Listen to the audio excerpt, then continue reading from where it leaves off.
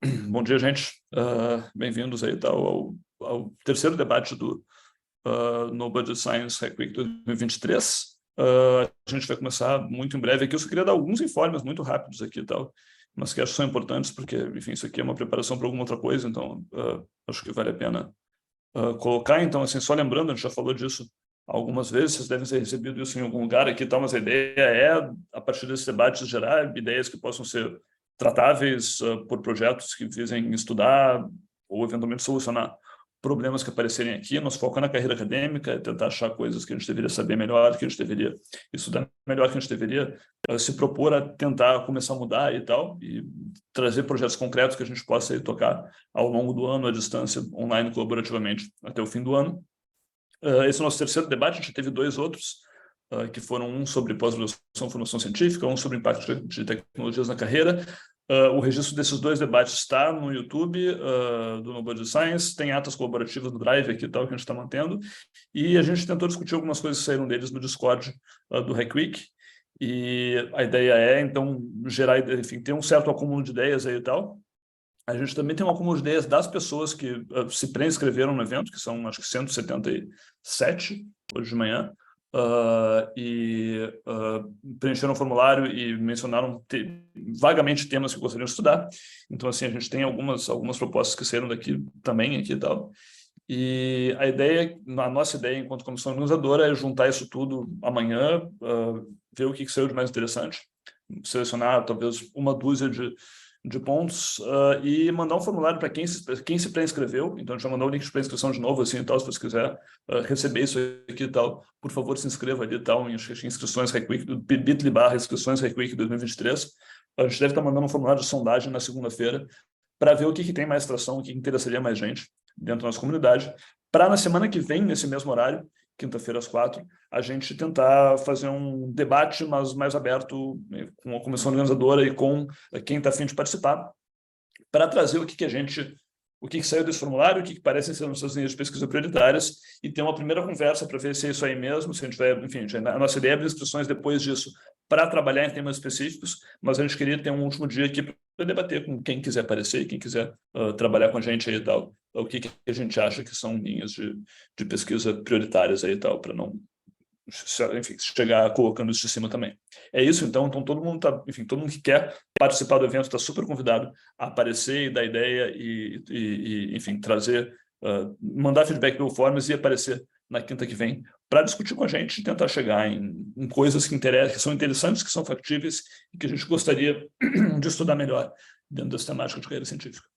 E acho que é isso. Eu passo, então, a palavra para o Bruno Paranhos, que vai mediar o debate de hoje e vai apresentar os palestrantes aqui, que cada um, enfim, vai ter 15 minutos aí tal para expor suas ideias e para a gente discutir depois.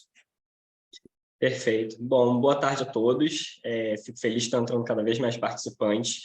O debate de hoje, para encerrar o ciclo de 3 debates e a gente começar a discussão de projetos, é um debate de um assunto que tem cada vez mais relevância no nosso contexto acadêmico, são as trajetórias que vão para além da academia tradicional. E hoje a gente trouxe 3 grandes cientistas que são reconhecidas no nosso meio hoje em dia por seus diversos trabalhos, não só dos trabalhos acadêmicos, mas dos trabalhos extra-acadêmicos que elas colaboram. E a gente está muito feliz de poder trazer esses nomes hoje e debater um pouco mais de outras trajetórias que são possíveis para nós cientistas, que usualmente estamos muito dentro da caixinha do que é a carreira acadêmica e que, na verdade, somos formados por uma ampla gama de possibilidades e que a gente pode dar luz para isso se a gente começa a enxergar as diferentes possibilidades que existem para além dos muros da academia. Hoje vão falar Cristina Caldas, que é bióloga, já passou por muitos institutos de renome lá fora e hoje é diretora científica do Instituto Serrapilheira. A Maria Eduarda Kraus, que também passou por muitos institutos de renome lá fora, é biotecnóloga e hoje trabalha tanto como comunicadora científica, como orientadora acadêmica, e você pode me corrigir durante essa apresentação, Duda, mas de pessoas que tentam ir para a carreira acadêmica lá fora, e ela trabalha muito nesse caminho da internacionalização. E também temos a Fernanda Stanisquaski, que ficou muito famosa, além da sua carreira acadêmica, pela criação e até hoje coordenação do movimento Parenting Science, que deu uma grande visibilidade e conseguiu até alterar os campos do Lattes para incluir a parentalidade dentro do contexto acadêmico e a gente começar a pensar sobre pausas e outros momentos que são importantes de se considerar na carreira acadêmica. E, sem mais delongas, eu quero abrir a palavra agora para a Cristina Carlos começar. Ela vai trazer alguns temas dentro do contexto, a gente já conversou um pouco aqui nisso, e eu espero que seja um debate muito rico, que tenha muitas propostas de projetos que a gente pode pensar dentro da Hack Week, para pensar tanto essas carreiras, como a análise dessas carreiras extra-acadêmicas. E, Cristina, a palavra é toda sua. Obrigada, Bruno. Obrigado, Olavo. Prazer estar aqui com vocês. Vou começar aqui compartilhando minha tela, mas só para dizer que eu estou achando ótimo compartilhar aqui essa tarde com a Fernanda e com a Duda, porque não é, de certo modo, comum eu estar falando só com homens, então, assim, fico feliz de estar do lado de duas mulheres poderosas aqui. Legal a gente poder falar junto sobre esse tema que é tão importante. Antes também de começar, bom, queria só dizer assim, que eu acho, só reforço o meu apreço pela iniciativa do Hack Week. Eu fui com o Kleber Neves esse ano no Meta Science, a reunião do Meta Science em Washington, e eu voltei assim, super mexida de ver tanta gente com tantas formações acadêmicas distintas, então físicos, biólogos, psicólogos, cientistas sociais, olhando para a ciência, então, fazendo uma ciência sobre a ciência, e a gente, que é bem o que o Hack Week está querendo fazer. Então, acho que o Brasil tem muito a contribuir nesse debate. A gente está querendo eu já vou adiantar aqui que a gente está querendo arrumar um jeito de infiltrar cada vez mais brasileiros participando do Meta Science lá fora. Então, assim, fica aí como eu coloco isso como estímulo porque os projetos que surgirem daqui podem virar bons trabalhos a serem apresentados no Meta Science. Então, eu já começo logo estimulando por esse motivo. Mas vamos lá, a gente falar aqui sobre trajetórias acadêmicas e extra-acadêmicas, e aí eu vou começar só dizendo assim, né? Imagina, você segue lá a sua carreira, você termina o doutorado, e agora? Então, você pode seguir tanto posições acadêmicas que são as mais tradicionais, aí eu coloco aqui entre aspas, esperados, porque você faz seu doutorado, é esperado que você vire um professor de uma universidade ou um pesquisador de um instituto de pesquisa, então tem essa casinha do tradicional, mas, por outro lado, tem as posições extra-acadêmicas, que são múltiplas, mas que são chamadas de alternativas, e eu mesmo, em vários momentos da minha vida, já fui classificada, poxa, você debandou, você não faz mais ciência. Então, assim, são escolhas que vêm carregadas de preconceito e de julgamento, e é um pouco sobre isso que seria legal a gente falar aqui hoje. Então, mas por outro lado, assim, o próprio uso dos termos, né? O que é tradicional e o que é alternativo, na verdade, a gente vai falar um pouco sobre isso, mas até puxando o que o Olavo trouxe, assim, né? O que a gente pode fazer para criar um ecossistema científico mais diverso e mais dinâmico, que é o que a gente vai discutir aqui hoje. Mas a Paula Stephan, que é uma pesquisadora super interessante, participei de um evento com ela lá em 2013, tive que resgatar minha memória aqui, porque eu sabia que eu tinha ouvido lá na AAAS essa discussão, e ela basicamente falando assim, né, o empreendimento científico se beneficia, obviamente, de você ter pessoas que têm PhD contribuindo para outros lugares além da academia mesmo, né? Ou seja, a gente não quer ter PhD só na Torre de Marfim, atuando ali, até porque o mundo seria muito chato, né? É muito mais interessante você ter pessoas com PhD que estejam infiltradas em vários outros setores da sociedade, que não exclusivamente na academia. Mas o problema é que o nosso sistema atual educacional, ele foca muito mais em preparar as pessoas para essa carreira mais tradicional e olha muito pouco para essas possibilidades alternativas, muito embora todo mundo reconhece a importância de você ter um workforce, né, de muitos PhDs infiltrados em vários outros lugares. Então, assim, o que é interessante eu lembro que, assim, eu estava, em 2013, assistindo essa palestra, no momento em que eu tinha feito essa transição, assim, né, eu estava naquele momento, assim, poxa, eu terminei meu doutorado em imunologia, interessado em comunicação científica, também interessado no terceiro setor lá, eu morava nos Estados Unidos na época, enfim, sentindo um pouco esse burburinho de que é possível fazer outras coisas com seu título de doutor, E quando eu assisti essa palestra e vi esses dados, eu não achei o gráfico. O Kleber me ajudou hoje, tentou me ajudar também, mas a gente não achou o gráfico exato, mas a informação é essa aqui. Quando eu vi a Paula Stefan lá há 10 anos atrás, apresentando esse resultado de que nos Estados Unidos a opção pela, assim, se você for ver quem tem o título de doutor e onde essa pessoa está trabalhando, apenas 10% dessas pessoas estão trabalhando na academia. Então, na verdade, não é mais correto você dizer que a posição acadêmica tradicional é academia. Na verdade, ela é alternativa nos Estados Unidos, nos dados que ela fez, que ela analisou com quem era doutor em ciências da vida.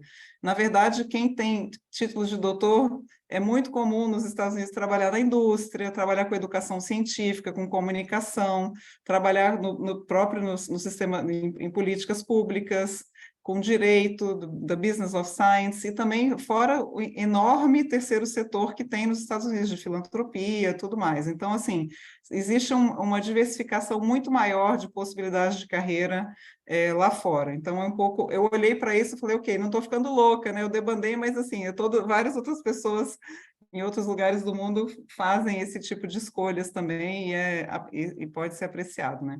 Então, trazendo um pouco mais de dados sobre isso, assim, reforçando de que, na verdade, nos Estados Unidos, a tradicional, na verdade, é alternativa, né? Então, esse estudo do National Science Foundation, mostrando qual a percentagem de quem tem título de doutor e que realmente se emprega na academia. No caso de ciências da vida, eu marquei ciências da vida aqui porque eu sei que a maior parte do pessoal da RECUI, que é de ciências da vida, não passa de 10%, então, corroborando aquele dado anterior. Tem dados mais recentes do NSF aqui, até dei uma explorada, tem um banco de dados muito, muito forte no NSF sobre carreiras científicas também, mas, enfim, só para deixar esse conceito, né, de que, na verdade, a tradicional não é alternativa. Só que aí, já puxando para o ponto que eu quero estimular aqui de possíveis estudos para o projeto do RECUI, fica claro em vários, não só nesse estudo, mas outros, é que, assim, existe um certo vazio de dados robustos sobre quais são os outcomes, né, de carreiras científicas de quem tem título de doutor, isso ao longo de vários anos mesmo, ou seja, esse é um pedaço dentro aí da ciência que precisa mesmo ser explorado e ampliado.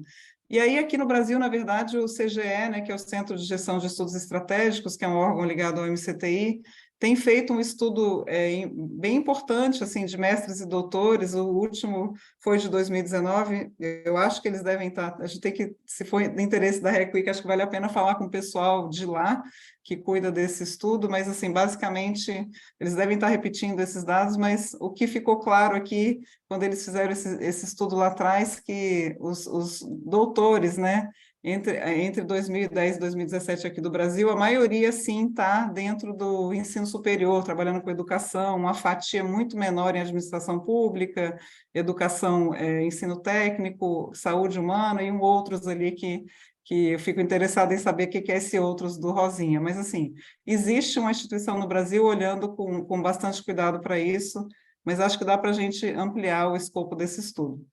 E aí, assim, pensando um pouco aqui, só para jogar o debate, pensar em possíveis perguntas que seriam interessantes, ou projetos que seriam interessantes, eu acho que, assim, existe um espaço de se aprofundar mais sobre esse bloco de dados. Acho que a gente consegue pensar em políticas públicas, educacionais, e como efetivamente mexer no sistema, principalmente agora onde a gente tem baixo interesse de jovens pela ciência. Acho que a gente tem que olhar melhor para as demandas do que as pessoas querem. Eu sei que o Esper falou um pouco sobre isso aqui, mas eu acho que a base de tudo é ter dados concretos que ajudem a iluminar, né, a construção de políticas, exatamente onde atuar. Então, eu acho que eu acho que existe espaço, sim, para a gente mergulhar mais a fundo sobre esse dado e responder claramente onde atuam os doutores que são formados no Brasil, de forma mais, assim, acho que contribuir com o CGE para ampliar, aprofundar os estudos, enfim, acho que tem espaço para fazer isso, fica como, enfim, o estímulo aqui. E aí, pegando um pouco a frase do Olavo e do Bruno, assim, né, quais são os desafios para diversificar o ecossistema científico? Eu acho que tem esse lado das lateralidades, carreiras alternativas, né, que eu acho que o que a gente pode, que é uma discussão mais ampla, mais complexa, eu acho, o que enquanto país a gente pode fazer para ampliar as vagas de emprego que são fora da academia, que passa por uma questão muito mais complexa de reindustrialização, que as nossas indústrias se fortaleçam para ter ambientes de pesquisa mais sólidos também, a própria organização da comunicação científica, por exemplo, como um campo de atuação profissional. Então, tem uma série de questões que a gente pode pensar em como diversificar as opções de emprego, né, para quem é doutor.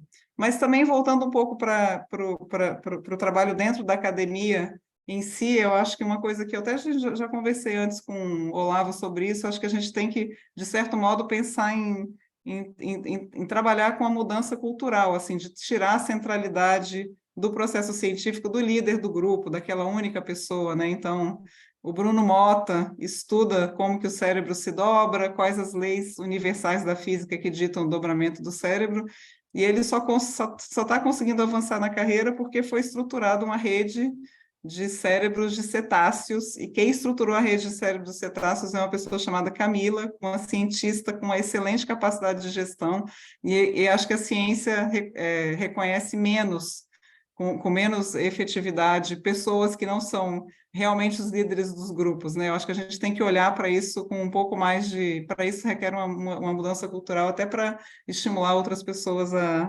enfim, a fazerem ciência, digamos assim.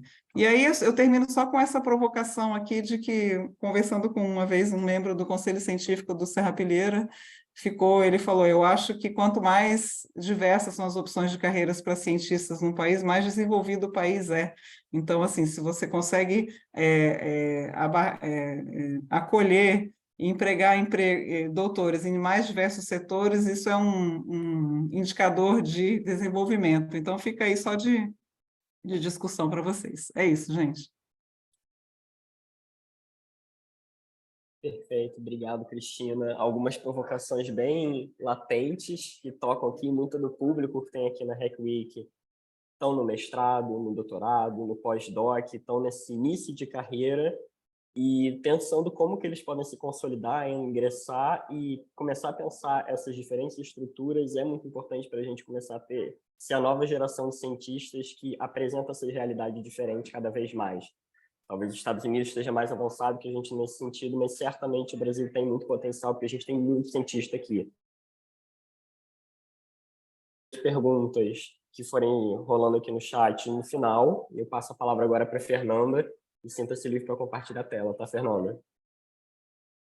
Ok, gente, então, boa tarde, obrigado pelo convite. Eu participei já de um Hack Week em algum outro momento, não lembro exatamente, mas é sempre um prazer, né, estar aqui conversando e dividindo essa mesa com pessoas que eu admiro e gosto muito.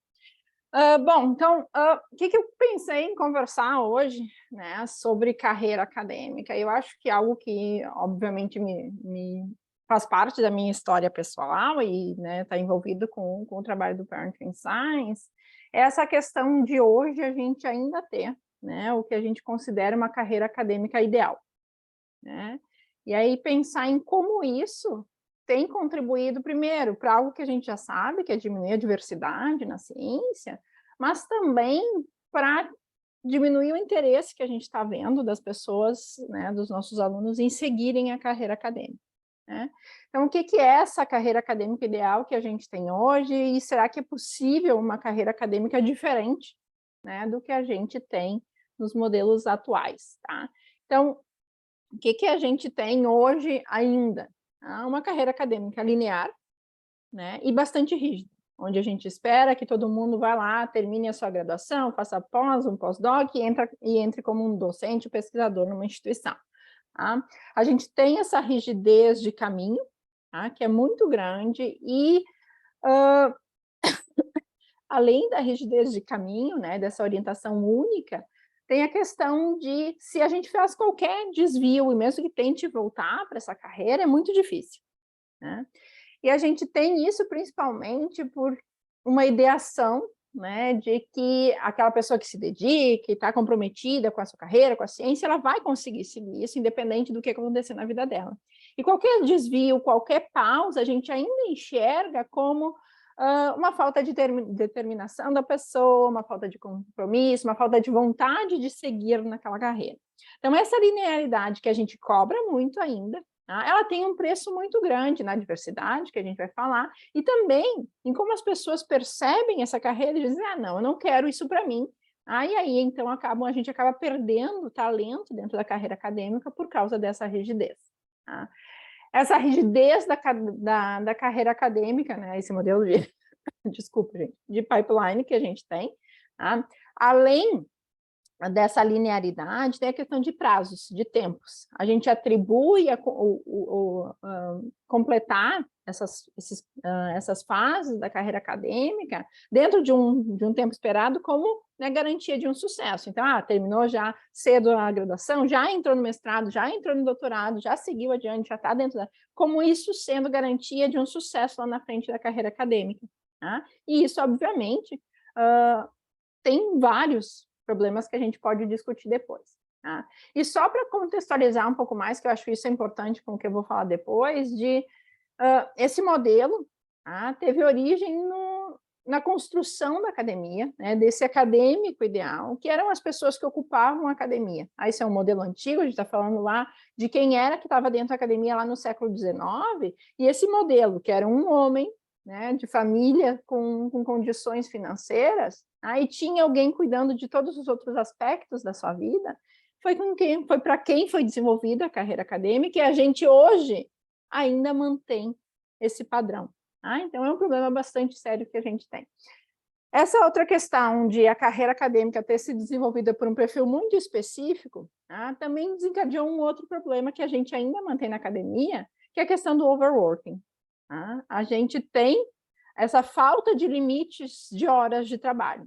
Eu vou trazer só um dado para vocês aqui. É um trabalho sobre a pandemia, mas o mais chocante que eles mostram nesse trabalho não é, né, nenhum resultado da pandemia.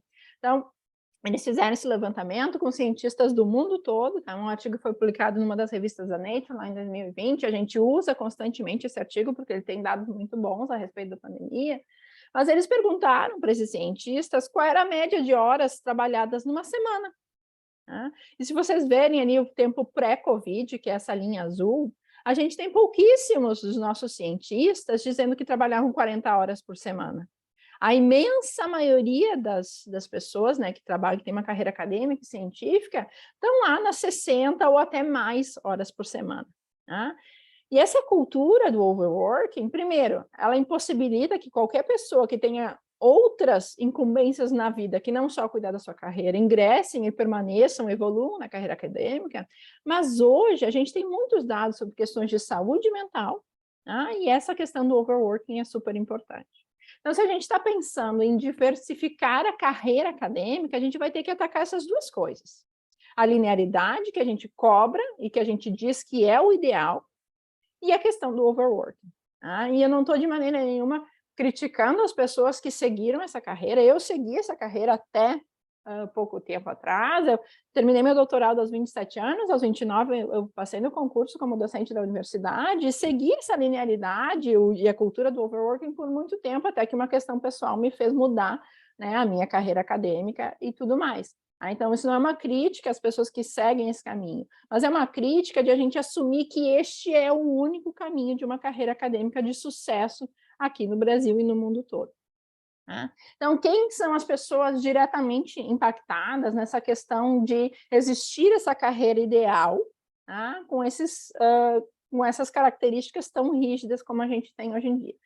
Primeiro, do grupo que eu vou falar, e é óbvio que é de onde vem, né, todo o trabalho do Parenting Science, é a questão das mulheres, né? Mulheres que passaram a ocupar os ambientes acadêmicos num passado muito recente, tá, gente? E principalmente quando a gente fala disso, é importante pontuar que a gente está falando majoritariamente de mulheres brancas, né? A questão de raça é algo que a gente sempre precisa tomar cuidado quando traz essa ocupação das mulheres no ambiente acadêmico e ocupando a carreira acadêmica. Tá? Mas em todos os setores da sociedade, as mulheres são as responsáveis pelo cuidado. E essa questão cultural, essa questão de uma norma social impõe nas mulheres um fardo muito maior do que para os homens, que faz com que a sua carreira tenha uma dinâmica diferente. Essa carreira vai ser mais lenta, quem sabe, ela vai ter interrupções, e o nosso sistema hoje não permite isso. Então, a gente perde na carreira acadêmica essas mulheres por causa dessa cobrança que a gente tem desse ideal. Tá? A gente tem muitos dados sobre isso. Hoje não tem mais dúvida a respeito do impacto, né, das questões de gênero, da questão de maternidade na carreira acadêmica. Mas existem outros grupos que são impactados também pela essa carreira ideal que a gente tem construída hoje, essa carreira linear, sem interrupções, que a gente precisa ainda de dados para saber se realmente existe esse impacto e o que a gente pode fazer para mudar. O primeiro desses grupos são as pessoas com diferentes condições socioeconômicas. A gente teve um avanço nas ações afirmativas das nossas universidades para diversificar, né, quem estava acessando a educação superior aqui no Brasil, mas esse caminho linear que a gente tem dentro da carreira acadêmica, ele não considera nenhuma barreira financeira. Atrelada a essa questão socioeconômica, tem muito de a gente ter nessas pessoas a primeira geração de pessoas que estão ocupando as universidades dentro da sua família, e a gente ter o empecilho de que não dá para viver só de estudar. A gente tem nossos alunos de mestrado e doutorado ouvindo isso constantemente, de que eles não trabalham, eles só estudam. Eu acompanho uma pesquisadora, né, que numa live ela estava contando a história dela, de vir, né, de uma família de origem humilde e tudo mais, e ninguém estava preocupado na família dela quando ela ia se formar. A preocupação é quando é que ela ia pagar uma conta dentro de casa. Então, essa desconsideração da necessidade que outras pessoas vão ter de flexibilizar os seus tempos e seus caminhos dentro da academia faz com que a gente exclua também essas pessoas dessa carreira ideal que a gente tem dentro da academia. E algo que a gente não conversa de maneira nenhuma dentro da academia, tem surgido trabalhos em alguns lugares do mundo, é como essa linearidade que a gente tem, essa nossa cultura de uma carreira de alta pressão, de longas horas de trabalho, de altas demandas, também excluem essa expectativa dessa carreira linear e que é irreal, também exclui quando a gente está falando de pessoas com deficiência. A gente perde uma diversidade muito grande ao excluir essas pessoas por causa dessa rigidez que a gente tem dentro do sistema. Então, eu queria trazer esse contexto assim, de falar de diversidade, porque eu acho que a gente pode pensar em uma carreira acadêmica diferente, uma nova carreira acadêmica que considere essas questões de diversidade. Mas, para que a gente possa pensar em políticas públicas, que a gente possa pensar em ações dentro das nossas instituições, que permitam que a gente pense em outros modelos de carreira, a gente precisa, de fato, entender o que acontece. E aí entra o que a Cristina falou, da necessidade de dados. Eu mencionei que, para a questão de gênero, a questão de maternidade, a gente tem visto nos últimos anos um crescimento muito grande. Mas, quando a gente vai falar de outros grupos, né, subrepresentados dentro da carreira acadêmica e científica aqui no Brasil, a gente não sabe ainda, né, o suficiente. Então, existe de fato, né, essa carreira linear, ela tem de fato um impacto na permanência, na progressão e na escolha de carreira dessas pessoas, desses grupos subrepresentados. Então, eu acho que essa é a primeira questão que a gente precisa trabalhar, e gerar dados para isso. Com isso, a gente vai poder vislumbrar, né, se essa nova carreira acadêmica é possível, e pensar em quais estratégias que a gente precisa implementar dentro das nossas instituições para fomentar, então, o desenvolvimento, essa mudança, né, da carreira acadêmica, pensando em diversidade, pensando em atrair as pessoas. A gente acho que todo mundo tem vivenciado isso dentro dos seus programas de pós-graduação, a gente não tem mais alunos interessados, a gente está com um problema muito sério de manter as pessoas na carreira acadêmica tradicional. A gente precisa repensar essa carreira para ter modelos alternativos. Então, eu deixo esse contexto e essas perguntas que eu acho que são projetos factíveis, tenho várias ideias de como a gente poderia fazer eles, né? Mas eu acho que é algo essencial, de pensar que, sim, pensar em todas as outras alternativas de carreiras para fora da academia é essencial. Mas a gente também precisa pensar na carreira acadêmica que a gente tem hoje e pensar em alternativas para ela dentro da academia. E era isso que eu queria contribuir, gente, bem brevemente.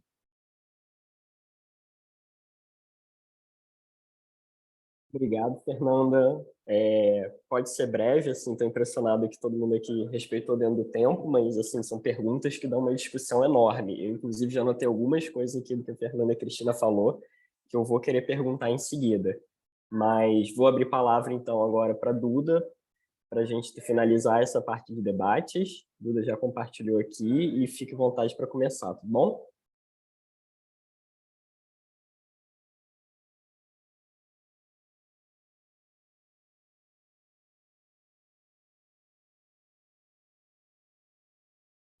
Desculpa, gente, eu compartilhei, o meu botão do microfone sumiu. Vamos tentar de novo, vai lá. Agora sim.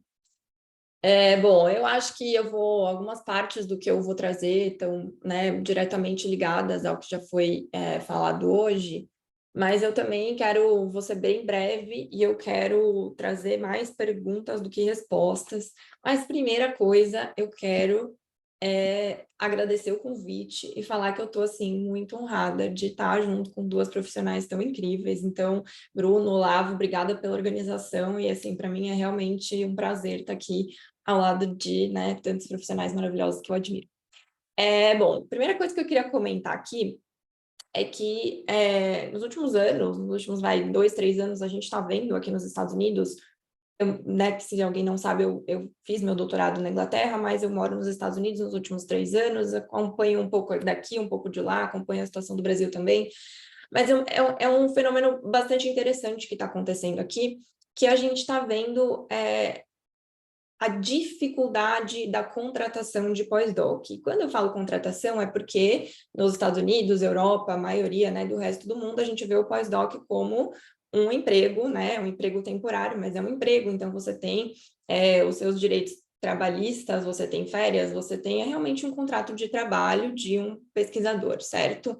E mesmo assim, com direitos garantidos, um salário razoável, a gente está tendo a dificuldade de contratação mesmo, sobra vagas, a galera às vezes reclama que, e é perceptível isso, né? Várias vagas acabam sendo reabertas e existe um desinteresse da parte dos doutores mesmo de seguir, né, no pós-doutorado, e eu já vou trazer algumas razões aí que eu vejo, né, meus 2 centavos, que eu acho que isso acontece. Primeira coisa é que a gente tem o pós-doutorado como um contrato temporário. Já é uma situação muito superior ao Brasil, ao meu ver, porque a gente no Brasil não tem, né? A gente é um bolsista mesmo depois de ter um doutorado, eu acho isso um pouco problemático, mas a gente tem um contrato no exterior que é temporário, então depois de 2, 3, 4, 5 anos no máximo, você vai ter que procurar um outro emprego, ou você vai ter que ver se o seu supervisor vai ter verba para renovar seu contrato, né? Segundo, a alta competitividade das fellowships, poucas vagas de tenure, a gente tem um gargalo ali, né?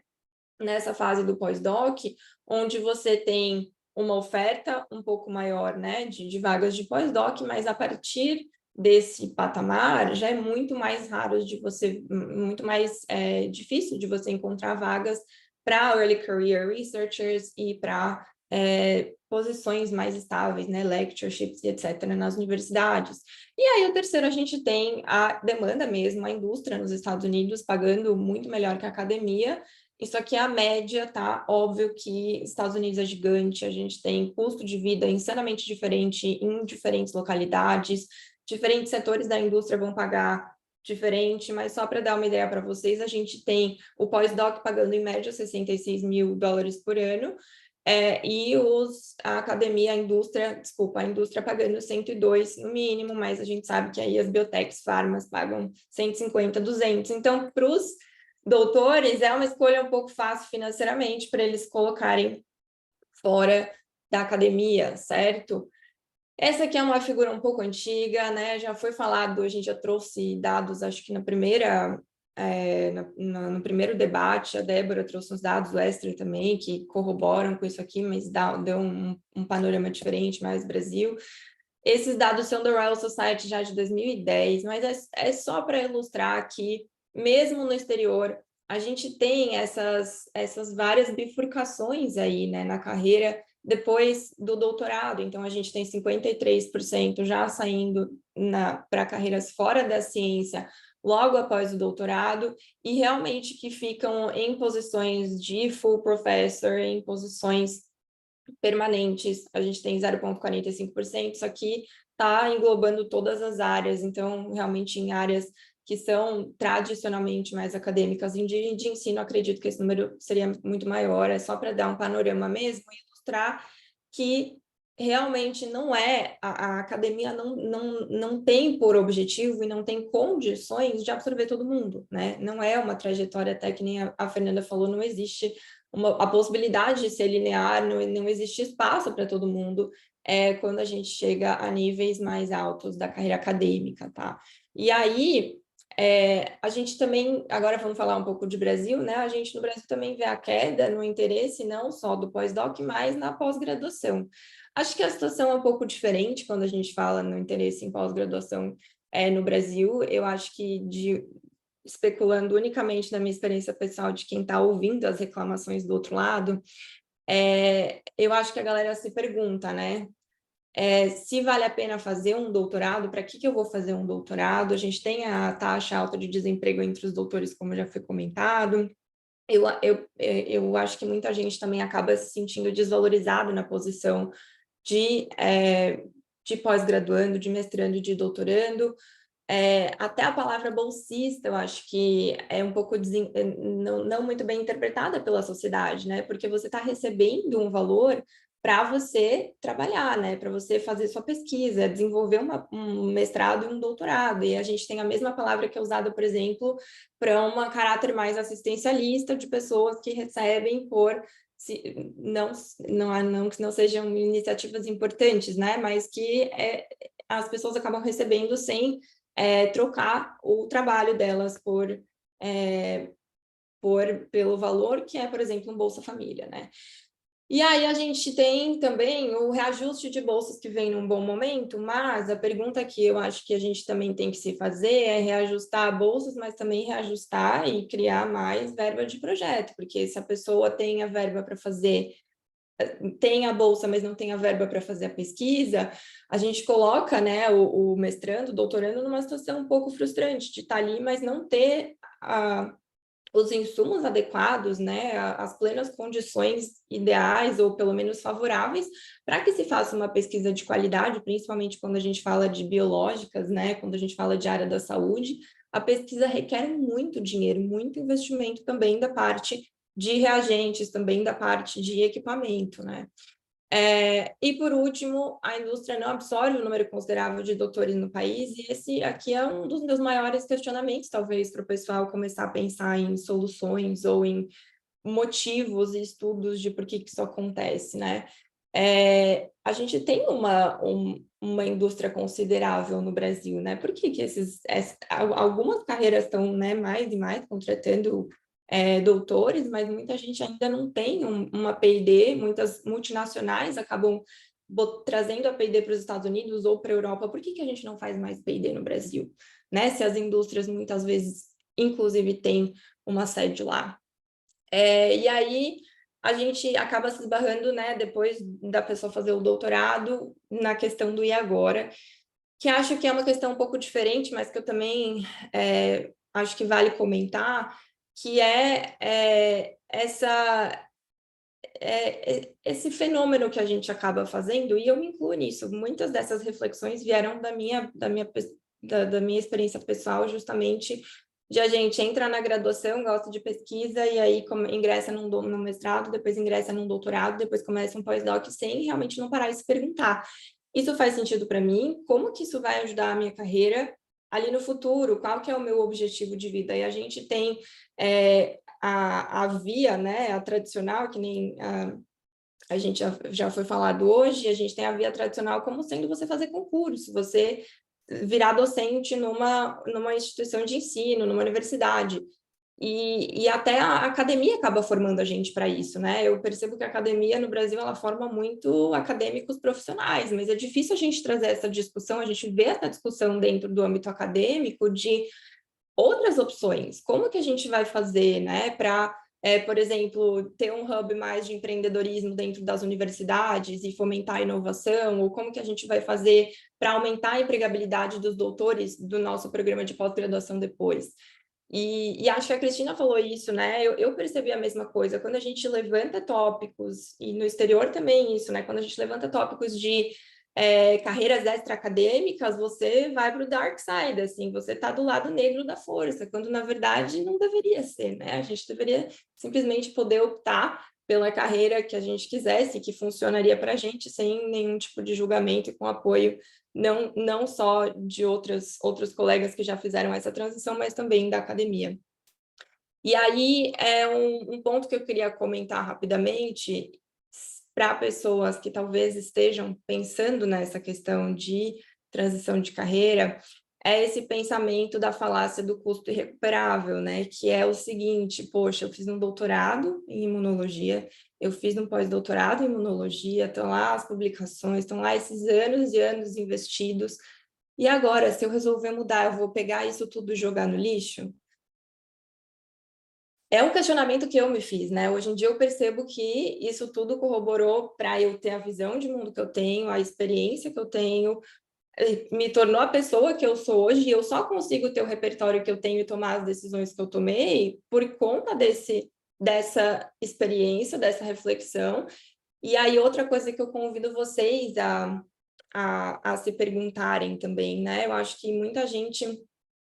mestres e doutores têm tanto conhecimento, a gente tem tantos conhecimentos transferíveis, a gente conseguiria aplicar as nossas habilidades em tantas outras coisas, e a gente, às vezes, não sabe nem o valor da nossa hora, a gente não consegue cobrar quando a gente faz alguma consultoria ou algum favor, a gente acaba se sujeitando, né? Eu entendo que tem várias outras questões aí que permeiam o pós-doc voluntário, mas para mim, quando um doutor se sujeita a fazer um pós-doc voluntário sem que ele teria outra opção, você está falando, nossa, eu estudei tudo isso e agora estou trabalhando sem uma remuneração oficial, sabe? Então, acho que é refletir aí o que você pensa para sua carreira e o quanto que você pode tirar de proveito da sua trajetória que já né, mesmo que ela seja diferente, ou mesmo que você vá desviar essa rota.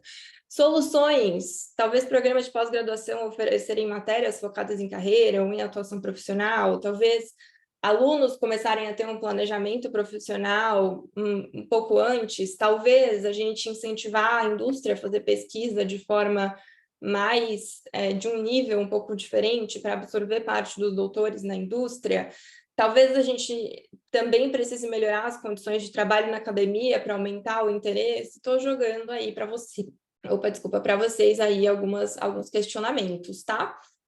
E aí deixo algumas ideias para, já que essa é uma sessão de carreiras não acadêmicas, né?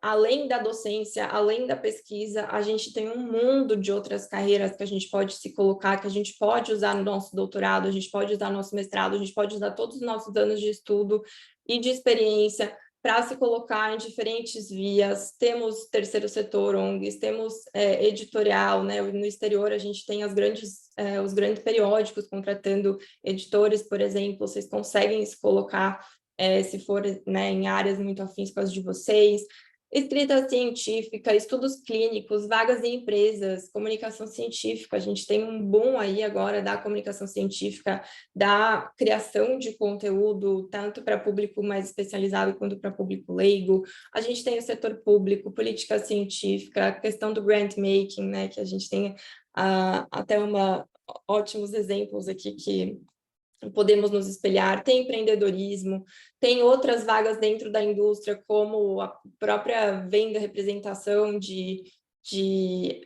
coisas que a gente usa no dia a dia na pesquisa, né, de reagentes, a gente tem a ciência em business, a gente tem data science, que está vindo com tudo aí.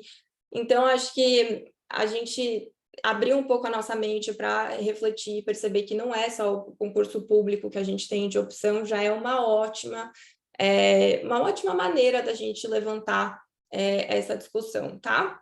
Essas são as minhas redes, a gente tem várias dicas bem legais lá no mphd.com.br, no nosso blog, também tem podcast lá, tem o Instagram, tem o YouTube, tem tudo lá para vocês.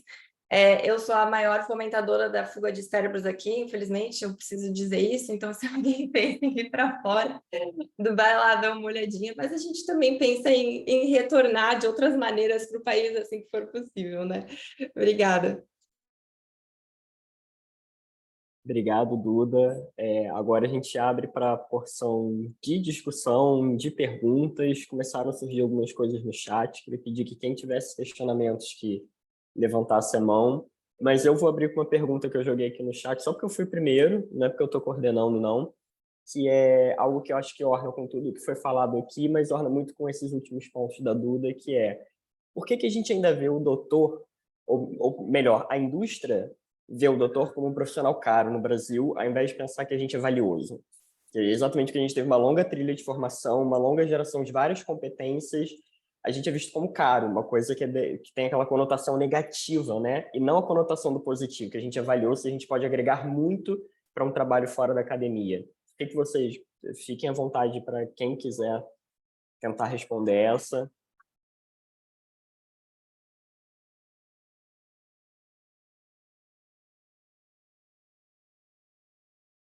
Não necessariamente tem uma resposta.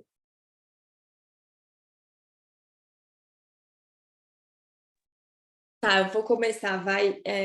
Eu acho que também não vou responder a pergunta, vou jogar outra. Eu não vou responder, vou jogar outra pergunta. Eu acho que também a gente tem muitas vezes doutores querendo entrar na indústria com uma mentalidade muito acadêmica, certo? Então, vejo bastante gente assim que vai mandar um currículo para por exemplo, uma multinacional que está na parte de uma buyer da vida. A pessoa vai lá e coloca artigos publicados, não entende tanto o business, não consegue ver como que a pessoa pode agregar, né?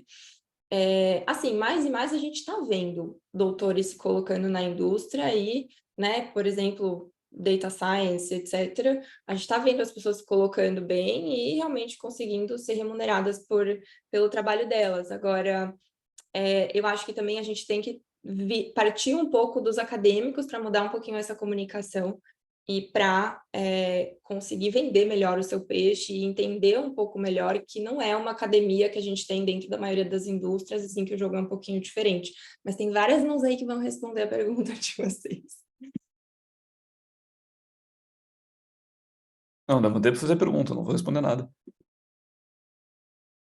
Não, bom, eu ia só dizer rapidamente que assim, eu acho que isso passa muito, Bruno, assim, eu acho que a gente manda muito mal em deixar claro o benefício da ciência direto para a sociedade. Então, por exemplo, o Vonal, né? Vonal é um produto da USP, um cientista da USP que fez o Vonal. Acho que assim, existe junto da população mais ampla, assim, eu acho que existe uma lacuna enorme entre o que a produção científica, como que a ciência realmente beneficia uma sociedade mais saudável, mais próspera, tal. Existe esse distanciamento, né? As pessoas não ficam sabendo mesmo, assim. Acho que os estudos todos de percepção pública, por exemplo, mostram que o brasileiro gosta da ciência, aprecia a ciência, mas não sabe citar uma instituição, não sabe citar o nome de um cientista, enfim, então fica um vale enorme. Então, assim, quando a sociedade não sabe diretamente como que ela se beneficia da figura do cientista, automaticamente ele não é valorizado, né? Nos Estados Unidos, o grande salto foi mandar o homem para a Lua, né? Então, você criou toda uma geração que reconhece a importância da ciência conseguir fazer um projeto mega desse, como levar o homem para pisar na Lua. Então, você fez toda uma geração que realmente reconhece que a ciência faz coisas incríveis. Então, acho que a gente ainda não faz isso muito bem, né? Eu estava numa mesa na SBPC de compras tecnológicas, tal, ferramentas super interessantes de como mobilizar a ciência para resolver problemas concretos. E assim, aí eu até fiquei, depois no final fui conversar com a pessoa, pô, devia ter um lugar, um site onde dizer, olha, esses foram os produtos criados por cientistas brasileiros e isso atinge, enfim, coisas bem objetivas, assim, sabe, produtos da bioeconomia e tal. Não tem isso, né? Captopril, o que quer que seja, tudo muito disperso. Eu acho que com isso a sociedade não valoriza e acha que é caro, né? Enfim. E acho que uma coisa importante também é essa cultura de precarização do trabalho, que a gente vive numa sociedade capitalista, assim, não tem como não falar sobre isso, porque aquilo, o profissional para a indústria, esse setor privado, eu acho que tem essa cultura do quanto menos especializado, às vezes mais lucrativo ele vai ser, né? Enfim, acho que complica a situação. Não existe uma percepção clara do quanto das competências que a gente desenvolve como cientistas poderiam ser valiosas num contexto privado. Eu concordo com você, Juliano, também nisso. E às vezes parece mais interessante para a empresa pegar uma pessoa mais crua e treinar nas aptidões dela do que pegar uma pessoa que sabe pensar. Não excluindo que a pessoa sem a formação acadêmica não saiba pensar, mas, né, é o nosso ganha-pão. Pedro, não sei se vai fazer pergunta, Olavo.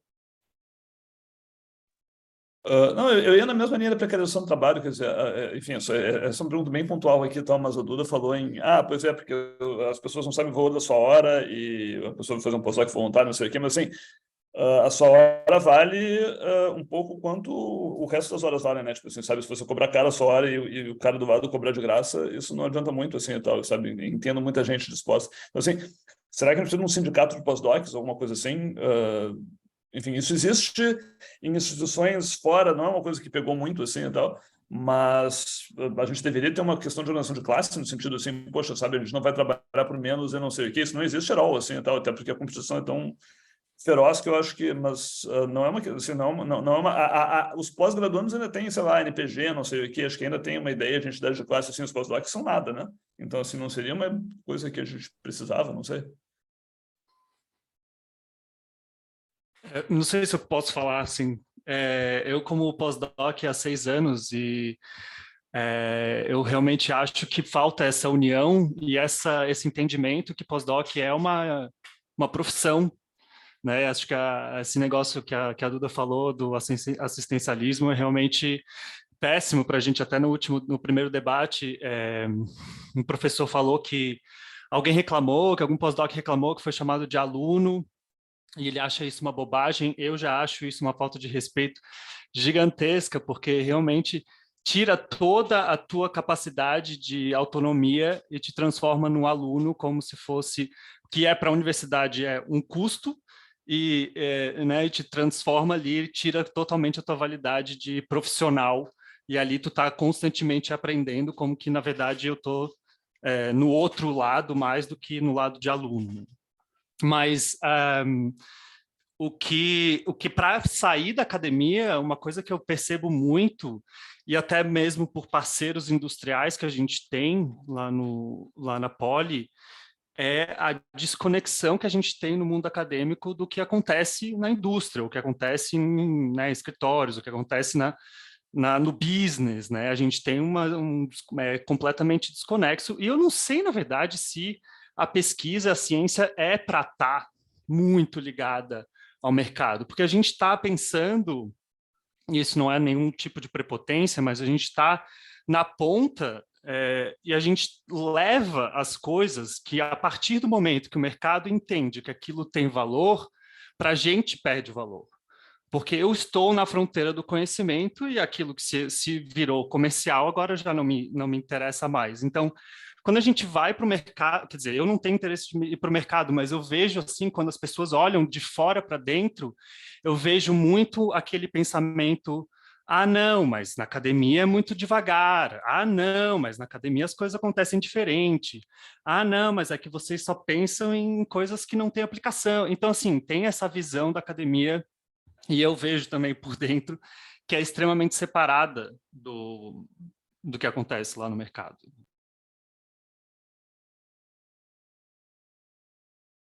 Eu levantei a mão só para falar, né, que o Olavo trouxe essa questão da união, dos pós-docs e tal.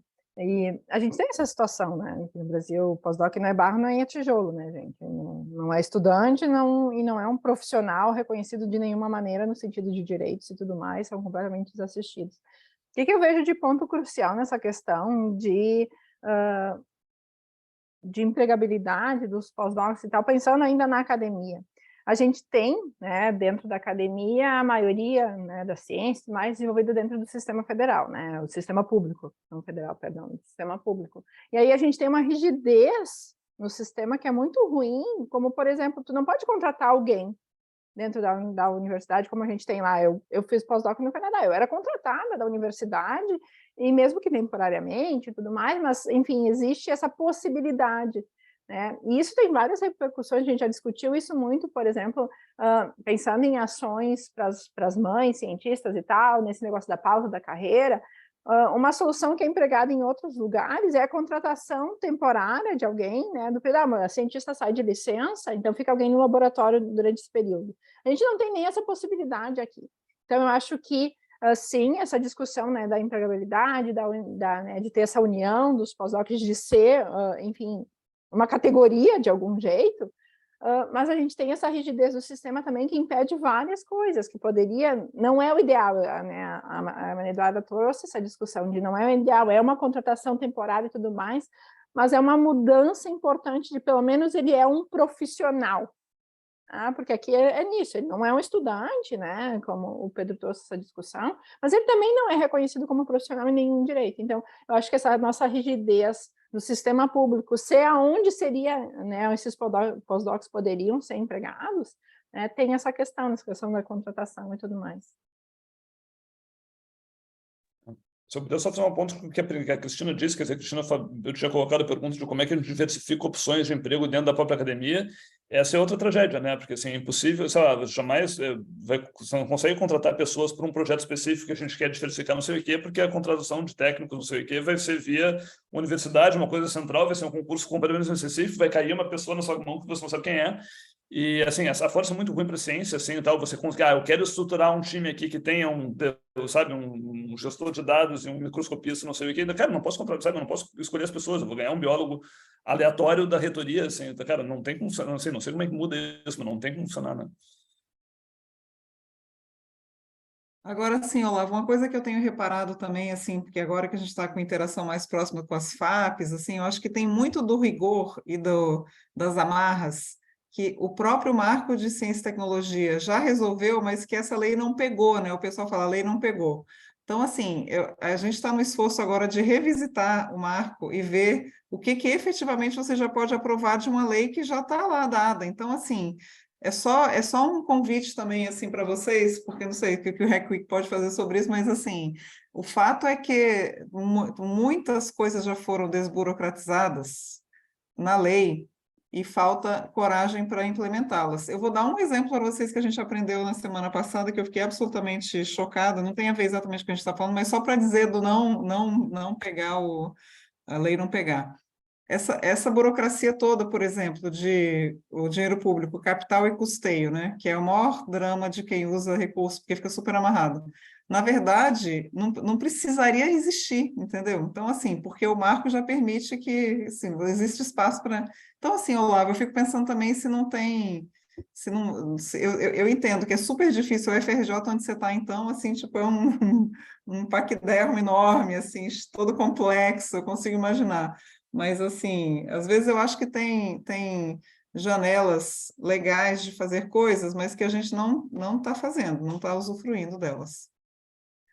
A questão é como é que você visibiliza elas, né? Eu não sei, isso talvez seja um bom projeto para o RecWeek, assim, vamos traduzir o marco, assim, 10 coisas que você pode fazer diferente não estão sendo feitas, assim, é um bom manual, assim. Às vezes a estrutura de manual é uma forma interessante de abordar o assunto.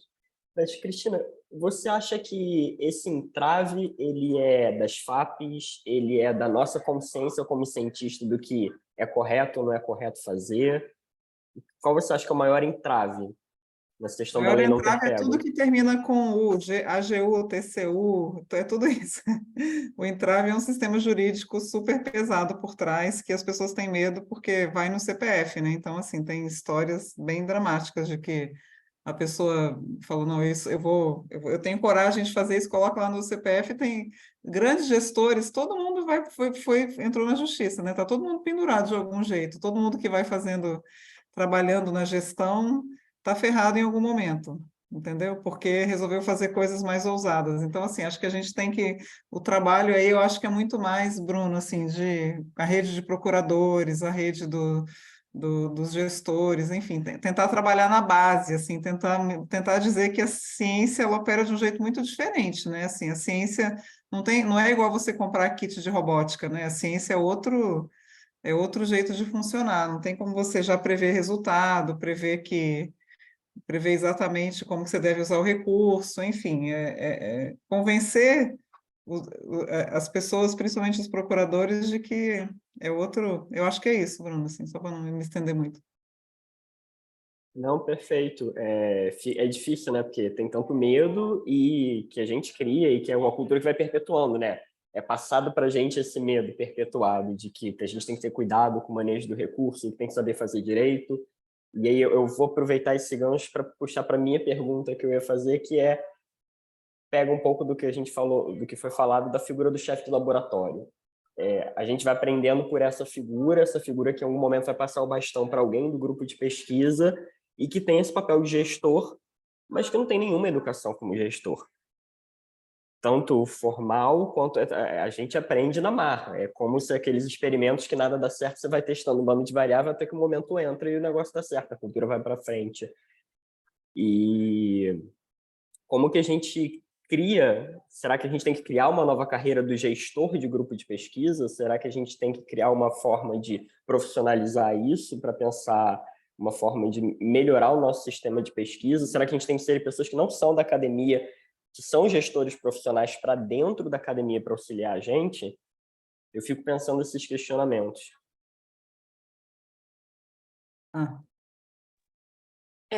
Talvez um treinamento, né? Eu acho que às vezes não necessariamente trazer pessoas, porque eu acho que ia adicionar todo um nível de complexidade de você ter um gestor e outra pessoa que...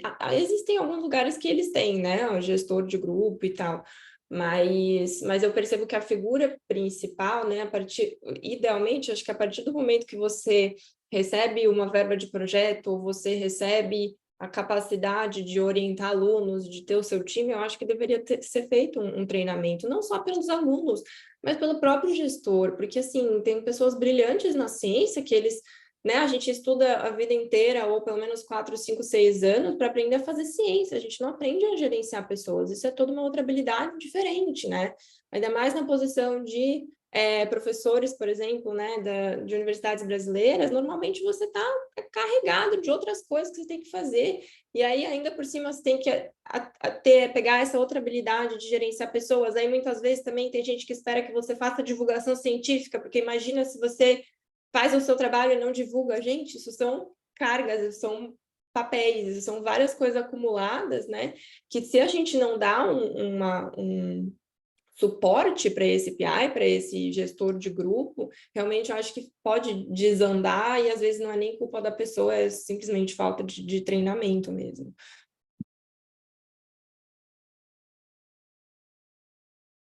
Eu ia só falar rapidinho que eu acho assim, treinamento para gestão de pessoas, acho ótimo. Agora, assim, eu acho que o ideal mesmo é tudo que for administrativo, burocrático, financeiro, que não passe pelo cientista. Eu acho que assim, o cientista não deveria fazer isso. Eu acho que ele nem deve ser treinado para isso, porque não é atributo dele, né? Então, acho que assim, o ideal seria você ter um sistema forte de gestão, tirando essa carga do cientista. Nesse sentido, tem um programa aí, valeria depois a pena. Dentro de carreira talvez seja até interessante olhar. A gente tomou conhecimento de um programa piloto que a USP está fazendo junto com a FAPESP, que é de contratar alguns gestores PhDs, ou seja, isso é um cargo para quem tem um doutorado, para fazer a figura de gestão de laboratórios, como se fosse lab managers, né? Que eu acho que são carreiras que também existem nos Estados Unidos. Tá? Então, de repente, vale a pena, se alguém tiver interesse de estudar aí no RecWiki esse programa, ver como é que funciona, como é que faz, mas assim, realmente, se eu não estou enganada, o Kleber e o Michel, que estão aqui na COL, a gente estava comigo quando a gente soube desse programa. Eu acho que é um programa de bolsa, mas que com a ideia de que a USP depois contrate essas pessoas, ou seja, é um programa já piloto visando a contratação. Me soa super interessante. Se funcionar, eu espero que vire política pública.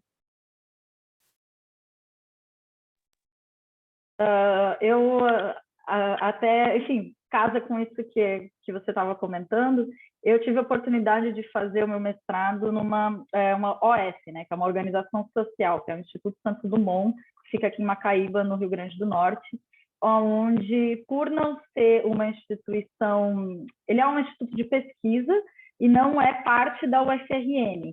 E eles têm até hoje uma estrutura assim administrativa e com técnicos que fazem a gerência de determinados laboratórios que são multiusuários, e foi muito importante, e eu percebia todo um funcionamento muito mais ágil e com muito mais suporte, e pessoas que estavam fazendo, por exemplo, MBA em gestão e aplicando esses conhecimentos na administração dentro da instituição. Assim, foi uma experiência muito interessante do ponto de vista institucional, assim, onde tinha muito suporte da equipe. Então, tinha toda uma relação, para além dos professores, a relação que a gente tinha com a equipe da administração. Quem tiver interesse em conhecer, é um instituto muito bacana, o pessoal está sempre recebendo várias pessoas para apresentar o modelo, que eu acho, inclusive, um instituto bem interessante, porque ele... Falei interessante 20 vezes, já. Mas porque eu vejo um lugar onde eles conseguem aplicar ensino, pesquisa e extensão, de fato. Assim, então, inclusive, a parte de extensão é todo um serviço de saúde voltado para a população, onde muita gente da UFRN faz seus estágios, enfim, de medicina e de outras áreas lá, e é um serviço bastante importante, e acho que o que faz muita diferença é a administração, como eles tocam, que tem algumas liberdades por não ter os US, né, AGUs, as coisas, por justamente ser uma OS, não uma instituição federal.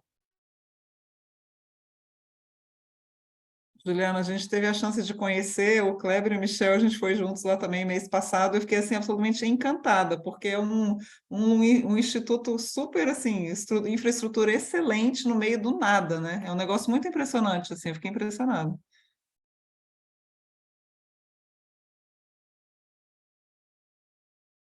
Acho que o Júlio tinha colocado um comentário, uma pergunta aqui no chat, mas ele disse que não vai conseguir abrir o microfone, mas ele acabou de entrar aqui, não sei se ele mudou de... Mas, enfim, está colocando que a gente deveria entender, enfim, olhar o que os autores estão fazendo de forma mais profunda que os CGE, eu concordo, assim, né? A questão é como, né? Assim, não é tão fácil localizar a gente do mundo lá fora, assim, tá? Esse é um dado difícil de... A Cristina falou em CNI, o Pedro falou em PNAD, assim, vocês têm ideia de como é que você descobre que tamanho tem esse mercado, o que os autores estão fazendo no mundo lá fora, fora o fato de ele estar empregado na empresa X, enfim, que é o que consta na RAIS, né? Assim, na PNAD tu tem dados de setores de trabalho, mas não acho que não necessariamente de atividade, mas isso é uma coisa que realmente eu tinha pensado nisso, acho que o Júlio botou bem, que é, né, ok, a pessoa não está desempregada, mas ela virou, nada contra a Uber, mas a pessoa virou Uber, foi lá fazer um serviço administrativo, porque a pessoa é farmacêutica, então assim, qual que é realmente, ou seja, será que eu conseguiria esse mesmo emprego sem ter feito doutorado? Será que a galera está escondendo os seus títulos, né? Eu não sei qual que é a realidade disso. Olavo, na verdade, eu acho que assim, se o pessoal do RecWix se interessar, eu começaria conversando com a equipe do CGE, que é muito séria, assim, acho que até partindo de entender quais são os problemas metodológicos que eles encaram, enfim, qual fatia que eles estão realmente perdendo em relação ao número de doutores formados, enfim, quais são os vazios deles, né? Eu começaria por aí. A outra sugestão é olhar para programas específicos, né? Então, por exemplo, o JP, o Programa Jovem Pesquisador Sem Vínculo da FAPESP, que é exatamente aquele programa que você está na transição ali, tem alguns programas que dão, enfim, é um pós-doc que dá real money para fazer sua própria pesquisa. Eu fico curiosa saber qual foi o destino dessas pessoas. Funciona como política pública? Depois, os JP Sem Vínculo, onde que eles estão? Eles estão na indústria, na academia? Enfim, acho que tem alguns programas, daria para pensar em algumas perguntas dentro de editais já existentes e ver como que isso influenciou. Acho que uma coisa que ficou clara na SBPC também, que é para compartilhar com vocês, é que o Brasil avalia muito mal suas próprias políticas científicas, né? Então, fica aí de provocação para vocês. Acho que tem políticas boas em place, mas não tem uma avaliação da eficácia dessas políticas, né? Só antes de responder o comentário do Júlio, né? Acho que isso que a Cristina falou é extremamente importante. Seriam projetos ótimos. A gente nunca avalia nada, não é nem que não avalia, a gente não avalia. né? Programas que foram implementados, políticas, é muito difícil. Primeiro, e quem tenta avaliar esbarra na barreira de conseguir os dados, né? Acessar dados nas nossas instituições. Nossa, assim, ó, a gente teve uma novela de mais de um ano para conseguir os dados de Bolsa PQ, de CNPq, tá? Então vocês têm noção disso. Mas é essencial avaliar a política pública, gente. E pensando na ciência, tem vários programas que existiram e não existem mais, mas será que funcionou e tudo mais? Eu acho isso essencial. Só para comentar que o Júlio botou aqui, né, de uma desculpa, gente, de uma alternativa de contato com os PPGs. A nova avaliação da Sucupira traz muito dos egressos. Então, eu acho que vai existir um movimento dos nossos PPGs de buscarem informações. Não sei o quão abrangente vai ser, mas a nova avaliação da Sucupira vem forte na questão do ingresso. O que aconteceu com o aluno que saiu do teu PPG em termos, né, de carreira e tudo mais? Então, acho que talvez seja um caminho. Ele colocou que é de formiguinha, muito provavelmente, desculpa, mas talvez seja um caminho sim, porque está se exigindo isso, né, de ter essa informação de o que aconteceu. E existe um movimento das universidades de valorizar a obtenção de dados, né, porque a gente não tem dado para trabalhar com nada, gente, é uma tristeza, uma dor no coração. Toda vez que tu tem uma ideia, tipo, ia ser legal fazer isso, aí tu vai lá e diz, não, a gente nunca coletou esse dado, né, a gente enfrenta isso diariamente. Mas eu acho que com essa pressão da avaliação e da atualização do Sucupira, talvez seja uma alternativa. Realmente é bom ter uma fonte oficial que a gente possa coletar esses dados. Aqui na RecWeek a gente já teve a experiência de edições passadas, Fernanda e Júlio também, de acabar a coleta de dados ser dependente de formulário, de ir até PPGs, pós-graduandos e procurar isso. E que é um trabalho de formiguinha, que é uma capacidade mostral limitada que a gente vai ter dentro do projeto. Não deixa de ser o escopo dos projetos. Algumas coisas que a gente tem pensado em outros dias também envolvem esse trabalho do básico do formulário, que foi muito facilitado também pela pandemia, pela, digamos assim, a normatização da gente receber questionários. Eu, na minha PG, recebi vários questionários de avaliação disso, daquilo, estudo de impacto de saúde mental. Mas, assim, seria muito legal ter outras fontes de dados primários que a gente pudesse trabalhar com e que a gente pudesse gerar. Enfim, é isso. Mais uma experiência que a gente teve em edições passadas desse contato, também contato com o PG, enfim. Eu acho que, assim, dá para formiguinha, ok também, né? Assim, acho que você tem que reduzir a sua escala, né? Mas, assim, acho que vale a mesma... A outra coisa que apareceu no debate foi, assim, entender a procura pela pós-graduação, a gente não tem dados disso, né? Tipo assim, sabe? Mas, assim, em tese, todo o programa está fazendo seleção, eles fizeram as últimas 5 seleções, em algum lugar tá ali quanta gente aplicou, etc e tal, né? Você não vai... De novo, cara, você vai ter que perguntar um programa por um, mas, assim... Cara, de repente pegar 20 programas em bioquímica que teve no Brasil, ou 25 ou 30, alguma coisa assim, cara, vamos falar com cada coordenador aqui e tal, entre 6 pessoas, eu escrevo para 5, não sei o quê, que 20 respondam, e a gente está interessado nisso aqui e tal, a gente sabe trocar uma ideia mesmo, assim, não é um formulário automático, assim, não, a gente vai entrar em contato aqui e tal. E pegar uma microárea, acho que aí você mata, porque, assim, de novo, eu concordo com o Fernando, os pós estão olhando para isso, começando a olhar para isso, nem todas talvez tenham olhado, assim, mas talvez metade desses caras aí tem uma mapeado dos seus egressos, né? Então, assim, é só questão para controle interno. Então, é só questão de, às vezes, botar dados juntos que as pessoas já estão procurando, assim, né? Não sei. Pode não funcionar, mas é plausível. E, cara, sei lá, uma área é um caso anedótico também, é só bioquímico, é só imuno, mas, cara, conta uma história, né? Bem ou mal, o Eduardo jogou aqui no grupo um trabalho feito dentro do contexto da ecologia. É mais fácil trabalhar dentro de uma área com um nicho menor. E, de alguma forma, a gente espera que isso reflita uma realidade mais abrangente da própria academia. Uma coisa que me ocorreu agora também é que vale a pena, de repente, olhar para hubs, né? Por exemplo, o Porto Digital, no Recife, e a interação do Porto Digital com o programa de pós-graduação em Ciência da Computação da Federal de Pernambuco. Como é que eles conseguiram fazer porque assim, as pessoas que se formam lá são absorvidas pelo Porto Digital, assim, ou seja, que virou um negócio incrível do nosso país, que a gente tem que ter maior orgulho.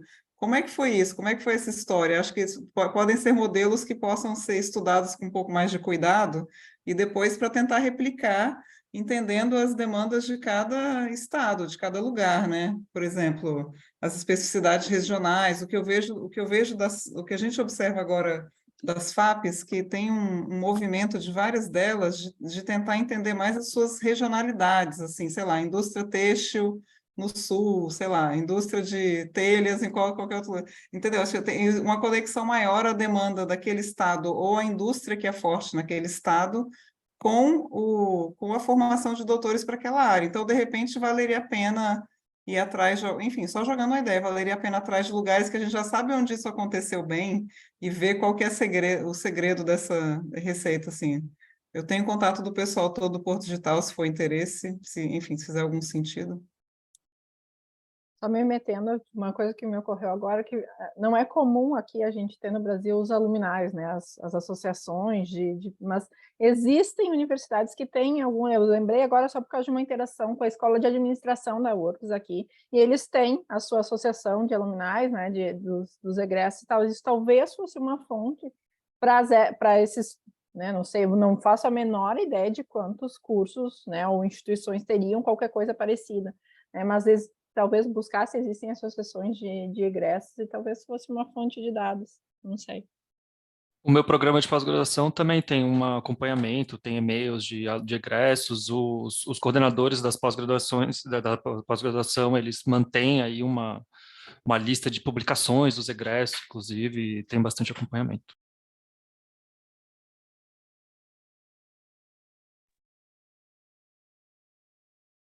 Se eu puder voltar para a questão de falta de dados e tal, quer dizer, acho que essa é para a Fernanda, né?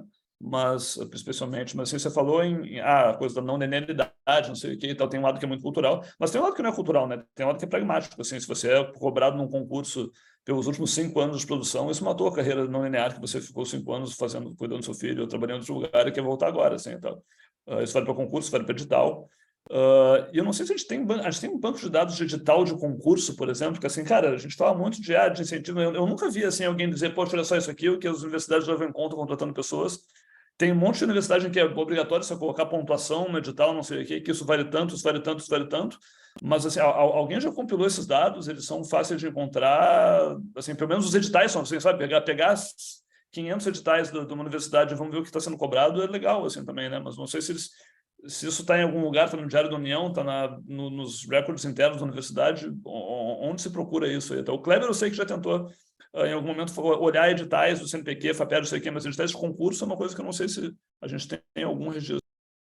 Eu desconheço algo organizado lá. Obviamente, tudo é público e tudo está disponível, né? Mas organizado, sistematizado, não. E mesmo Está disponível onde? Quer dizer, sei lá, a pontuação... Por exemplo, aqui na URGS está na página da URGS todos os editais desde sei lá quando. Não vou te dizer de que ano. Tem um histórico. Sim, tem uma página que são específicas de concursos. Aqui na URGS especificamente está os concursos de substituto, porque é um órgão e aí o concurso de docência é outro, mas está lá todos os editais. E o que tem acontecido nos últimos anos, por causa principalmente da lei das cotas nos concursos, é que agora não são mais editais. É um edital para a área de não sei o quê. É um edital da universidade e lá dentro tem todas as áreas, porque precisa escalonar as vagas, é uma confusão esse negócio. Então, nos últimos anos é até mais simples, porque geralmente é um edital que a universidade abre com tudo lá dentro. Então, pensando é um documento que está lá, que vai ter, obviamente, todas as especificidades e tudo mais. Mas é mesmo difícil, dentro das instituições, os dados são sempre perdidos, não tem nada sistematizado. A gente estava refazendo a norma dos concursos públicos aqui da URGS, né, que inclui a maternidade agora. Tá? E aí, eu fazia parte da comissão especial do Conselho Universitário que estava estudando isso. E eu perguntei para a secretária do Conselho, eu disse, me dá os dados de quantas pessoas utilizaram essa política nos últimos anos. Ninguém sabia me dizer. Aí a alternativa que eles me deram era olhar os resultados. Eu não vou fazer isso manualmente, né, gente? Mas as nossas instituições não se sistematizam. Mas eu acho que deve ter, toda a universidade deve ter isso. E óbvio que eu acho que tudo é publicado no Diário Oficial, né? Qualquer concurso público acho que está publicado lá. Só que, de novo, eu não sei se consegue aí para o pessoal que trabalha com isso, né? Automatizar essa busca de alguma maneira para juntar todos esses documentos que não seja um trabalho, né, enfim, que vai tomar uma vida inteira. Esse é um gancho que dá para a gente pensar numa metodologia de projeto de Hack Week, porque tem uma galera que vem da programação e não é irreal a gente conseguir scrape PDF. É difícil, tem suas particularidades, mas dá para a gente pensar em um projeto de pegar algumas instituições que têm essa documentação que a Fernanda falou, de um grande histórico de concurso público, e mapear os requisitos que apareceram, como é que foi evoluindo e tentar trazer isso de uma forma um pouco mais sistematizada, sem precisar a gente ler um a um. Vai um pouco na linha do que o Olavo acabou de comentar. Aí vou até aproveitar para falar, Olavo, não dá para scrape o LinkedIn, eles bloqueiam, é bem difícil. Digo isso porque eu já tentei. E assim, a gente, nos nossos projetos, a galera da programação, todo mundo, a ideia é ter um tipo de orientação nesse sentido. Eu trabalho com isso e posso também ajudar os projetos que queiram fazer alguma coisa nessa linha. Teria super interesse em estudar um pouco mais a fundo essa consolidação de como os editais estão evoluindo nos requisitos ou se não estão.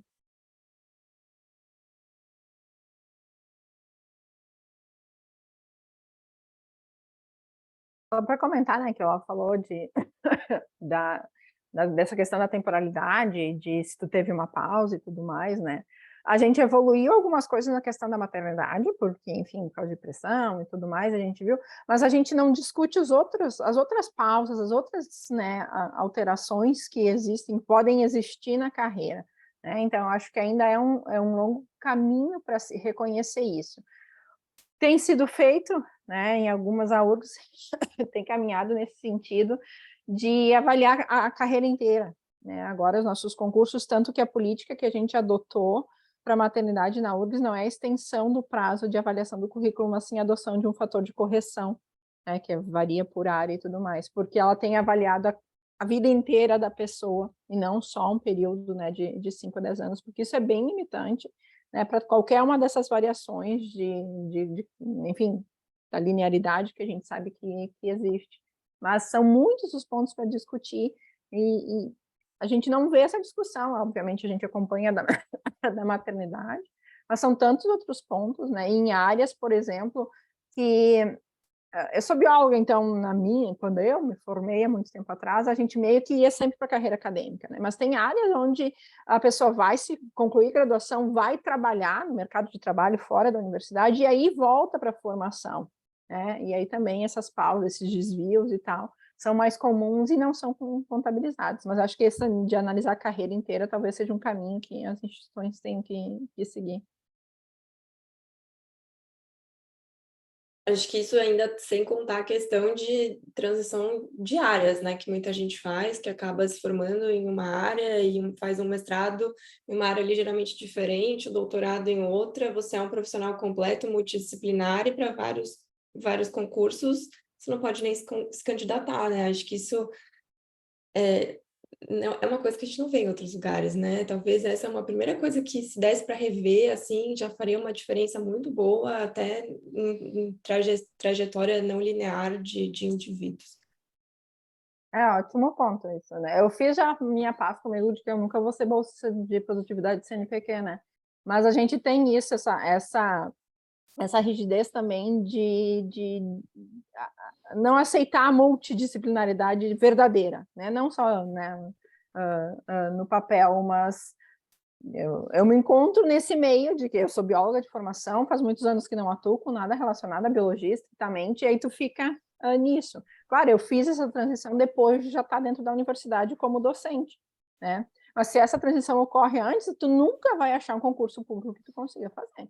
Isso é fato.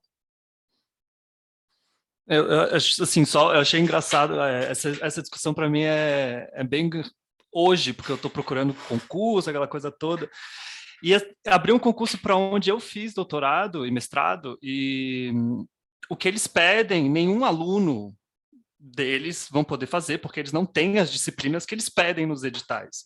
Pedem termodinâmica, não sei o quê, porque está dentro da engenharia mecânica, mas o programa é um programa mais de planejamento, de economia.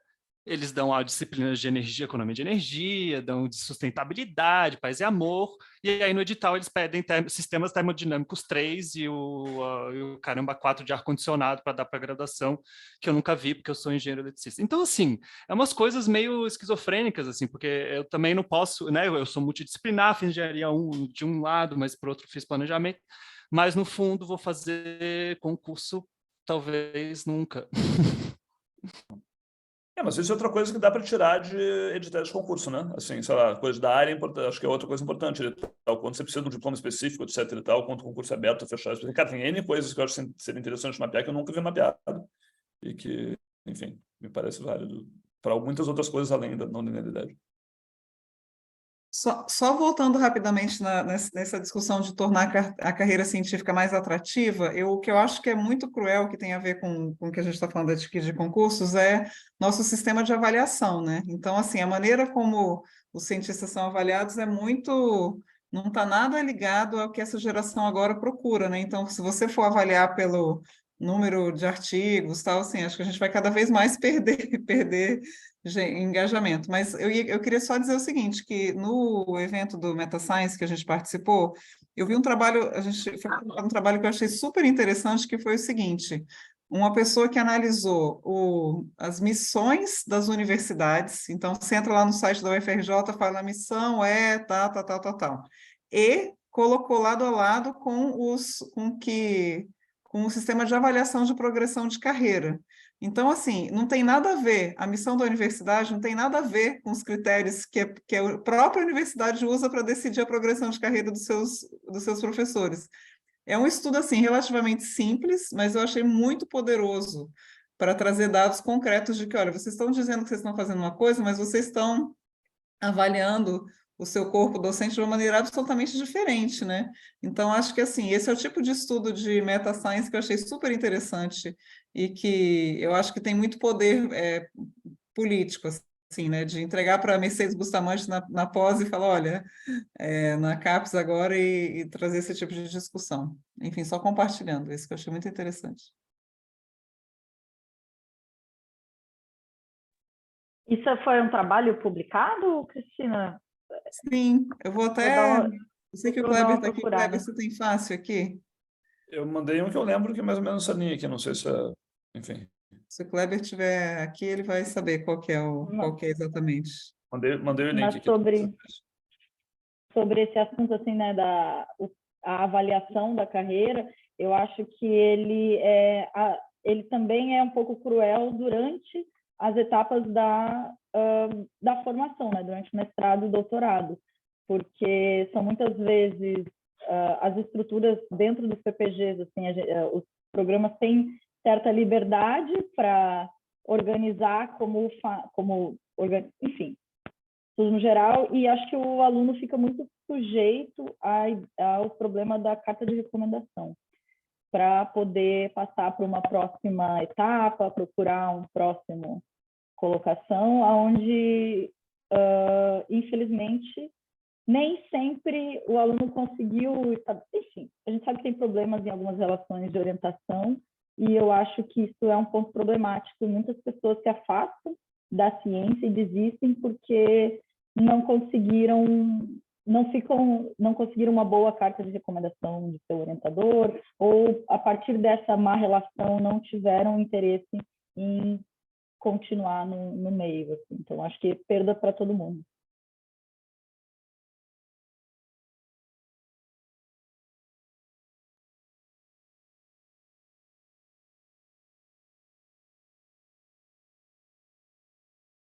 Bom, gente, Juliana, eu só não vou comentar porque eu não tenho um direcionamento para isso. Eu faço dessas palavras as minhas, penso igualmente.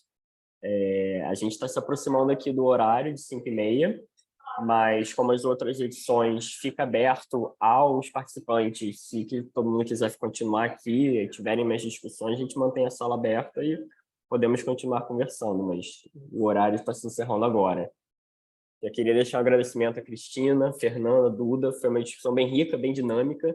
Foi legal as perguntas foram e voltaram, cada um se respondendo. Na verdade, foram muitos questionamentos, né? Mas a proposta é exatamente essa, com que a gente levante um pouco essa poeira, a gente aqueça os nossos humores para, no momento dos projetos, a gente pensar no que é relevante, no que a gente consegue fazer, com os dados que a gente consegue coletar e pensar em projetos que são efetivos. Olavo? E acho que a gente vai... Acho que tem dados aqui que pipocaram aqui que eu achei importante, sabe? Com essa que a Cristina mencionou, dar um banco do NSF, enfim, acho que a gente talvez escreva para vocês aí para perguntar, porque acho que recursos de dados é o que a gente vai... Acho que um pouquinho define projetos, né? Então, assim, se a gente vai depois revisar as atas ali, ver o que a gente tem que perguntar, onde é que estão. Os dados CGE, eu sei que eles estão refazendo o estudo, o Esper mencionou isso, trouxe algumas coisas, acho que a Sofia já veio aqui, não sei se é ela de novo, a Sofia Darra, que está coordenando, mas, assim, acho que a gente teria entrada para falar com eles também, não sei qual é a abertura deles para compartilhar os dados antes de terem terminado, mas talvez seja possível, e acho que eles têm, de novo, assim, mais experiência do que qualquer outras pessoas em tentar olhar essa coisa dos egressos. Então, acho que, assim, de novo, assim, se alguém tem ideias de bons bancos de dados para essas coisas, por favor, jogue no Discord lá e tal. Vou mandar o link do Discord aqui de novo.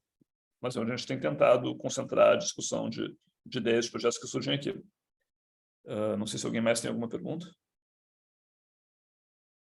Se não, assim, eu só queria reforçar de novo, assim, a gente tem uma porrada de pré-inscritos e tal, centenas de pessoas, enfim, muita gente mesmo. A gente vai estar mandando formulário para todo mundo que fez essa pré-inscrição, perguntando, assim, o que vocês acharam do debate e que temas vocês acham são relevantes, enfim, escolha 5 coisas, alguma coisa assim e tal, que você acha legais para estudar. A gente deve estar elaborando isso amanhã, mandando isso até segunda-feira, tendo um feedback, mas, assim, super estimulo todo mundo que apareça aqui nesse mesmo horário na semana que vem, para debater com a gente e tal, tipo assim, sabe, aí uma conversa um pouquinho mais pragmática aqui, olha só, isso aqui foram uns níveis de pesquisa que a gente achou que são interessantes, vocês concordam com a gente, não, o que dá para fazer e tal, aí vai ser mais, vamos tentar ver o que a gente quer fazer de fato. Não, assim, não tem que definir projetos, eu acho que a questão não é essa, mas, assim, definir o que interessa estudar, para depois pensar o que dá para fazer de fato, assim, e tal. É onde a gente queria chegar para, de fato, abrir uma chamada para as pessoas, enfim, para estudar isso, sei lá, 3, 4 coisas, assim, que a gente acha que são prioritárias, com coisas interessantes sendo daqui. Então, acho que é isso. Obrigado pela participação de todo mundo, não só da Fernanda, da Cristina e da Duda, mas de quem está de fora aqui, está comentando e opinando. Por favor, se vocês quiserem seguir comentando, opinando, apareça no Discord. A gente gostaria que a gente tivesse mais um momento que ele tem, no sentido de ter uma discussão mais continuada. E acho que é isso. Não sei se alguém mais tem alguma coisa a dizer. Então, bom, agradeço a todo mundo aí e tal, especialmente aos debatedores, foi super rico enquanto conversa, sei um monte de coisa. E, como eu sou organizador, não se vê amanhã de manhã, né? Porque a gente tem que botar isso aqui tudo no papel e ver o que a gente faz com isso aí, então foi muito legal. Tchau, pessoal. Obrigada pelo convite. Valeu, gente. Tchau, pessoal. Tchau, tchau. Tchau, gente.